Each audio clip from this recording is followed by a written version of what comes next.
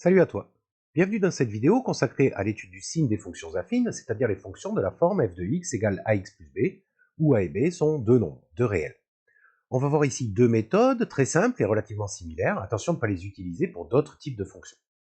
Première méthode, j'ai choisi comme fonction affine la fonction f définie par f de x égale 2x plus 1.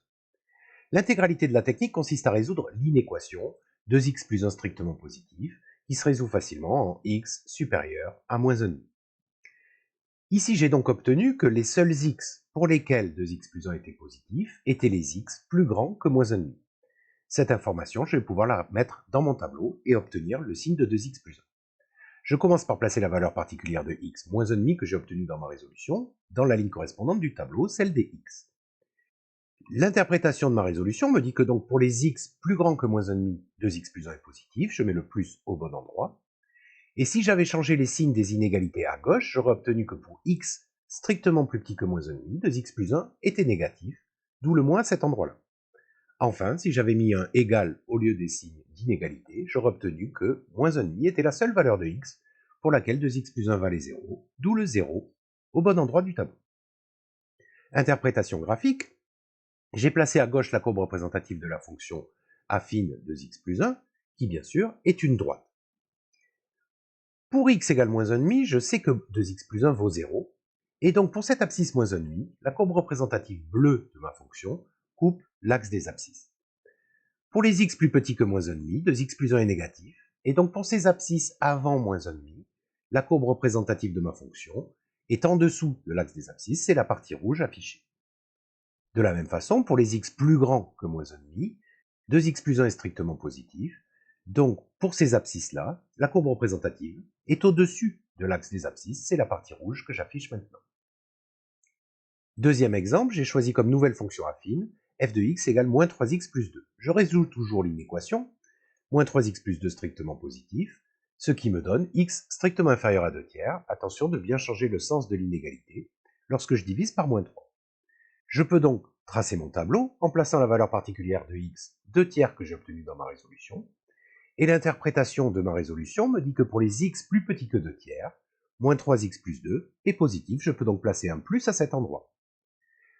Pour les autres valeurs de x, moins 3x plus 2 ne sera pas positif. Pour les x plus grands que 2 tiers, moins 3x plus 2 sera strictement négatif, et pour x égale 2 tiers, il vaudra 0. Interprétation graphique, voici en bleu la courbe représentative de ma fonction affine, qui est toujours une droite. Sur la partie rouge, pour les abscisses plus petites que 2 tiers, moins 3x plus 2 est positif. Autrement dit, pour ces abscisses-là, la courbe représentative de la fonction est au-dessus de l'axe des abscisses. Pour les x plus grands que 2 tiers, moins 3x plus 2 est négatif. Donc, pour ces abscisses-là, la courbe représentative de la fonction est en dessous de l'axe des abscisses. Et enfin, pour x égale 2 tiers, moins 3x plus 2 vaut 0, ce qui signifie que la courbe représentative de la fonction coupe l'axe des abscisses en x égale 2 tiers.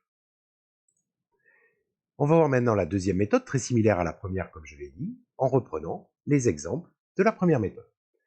Je reprends donc f de x égale 2x plus 1, mais ce coup-ci, je résous l'équation 2x plus 1 égale 0, ce qui me donne x égale moins 1,5. Je peux commencer à placer mon tableau en mettant la valeur particulière de x moins 1,5 dans la ligne des x, et en face, la valeur 0 pour 2x plus 1. Cette seule information ne me suffit pas à mettre les plus et les moins. Je ne sais pas quand est-ce que ma fonction est positive ou négative, je sais juste quand est-ce qu'elle vaut 0. Mais j'ai une information supplémentaire, à savoir que comme 2, le coefficient directeur de ma fonction affine, est strictement positif, la fonction sera strictement croissante. Autrement dit, les valeurs de 2x plus 1 vont augmenter lorsque x augmente, et que donc pour les petites valeurs de x, 2x plus 1 sera petit, donc négatif, et que pour les x plus grands, 2x plus 1 finira par augmenter jusqu'à être positif, et on avait déjà l'endroit où se passait le changement de signe. On fait à présent avec la méthode 2, la deuxième fonction, moins 3x plus 2, je résous l'équation, moins 3x plus 2 égale 0, à savoir que x vaut 2 tiers. Ici, je n'ai pas à me soucier du changement de sens, puisque c'est une équation. Je peux commencer à placer dans mon tableau, pour x égale 2 tiers, moins 3x plus 2 vaut 0. Argument supplémentaire, le coefficient directeur moins 3 de ma fonction affine est négatif. Donc la fonction est strictement décroissante. Autrement dit, pour les petits x elle sera positive, puis elle vaudra 0, puis pour les grands X, elle sera négative, d'où la complétion de mon tableau.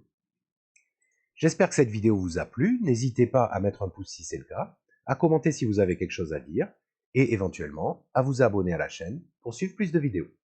À bientôt.